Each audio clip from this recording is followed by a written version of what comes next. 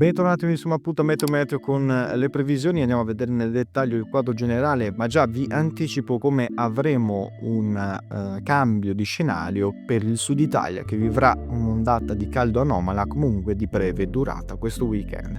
Andiamo a vedere il quadro generale. Sud Italia avremo a metà strada su campi di depressione situati sul nord Europa con invio di correnti nord-occidentali che spingeranno sulle Alpi per portare qualche nevicata al sopra dei 1300 metri, soprattutto la giornata di domenica e lunedì, e invece quella anticiclonica che però avremo in risalita proprio a partire dalla prossima settimana, mentre ancora delle piogge avremo nella giornata di sabato con cielo irregolarmente nuvoloso che avremo soprattutto sulla Toscana e Lazio con qualche sporadica precipitazione e a carattere comunque di rovescio maggiore nella serata sulla Campania, e qualche piovasco potrà interessare soprattutto l'Umbria e le Marche fino a raggiungere l'Abruzzo. Le condizioni saranno un po' più instabili anche sulle zone della Sardegna, specie quella settentrionale, mentre avremo più aperture altrove, quindi contesto generalmente stabile. Come vedete però giornata di domenica subiremo l'invio di queste correnti fredde di matrice attica che riusciranno a portare locale instabilità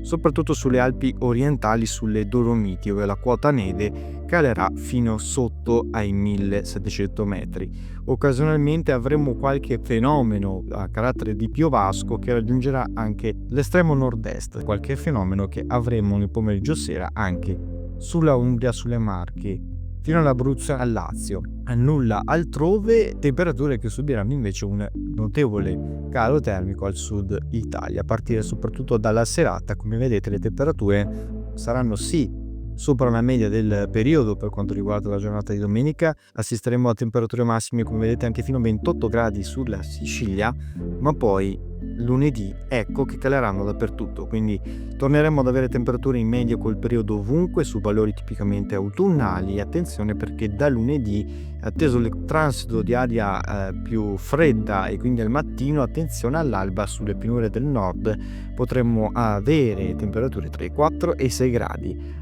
al primo mattino, quindi insomma un clima decisamente frizzante. Per quanto riguarda quindi la giornata di lunedì, il ciclone situato proprio sul nord Europa tende a spostarsi sempre più verso est, quindi a portare delle nevicate solo sulle Alpi di confine e localmente possibili anche sulle Dolomiti settentrionali, ma comunque saranno passeggere e denti che quindi si disporranno nei quadranti occidentali, e quindi giungerà un anticiclone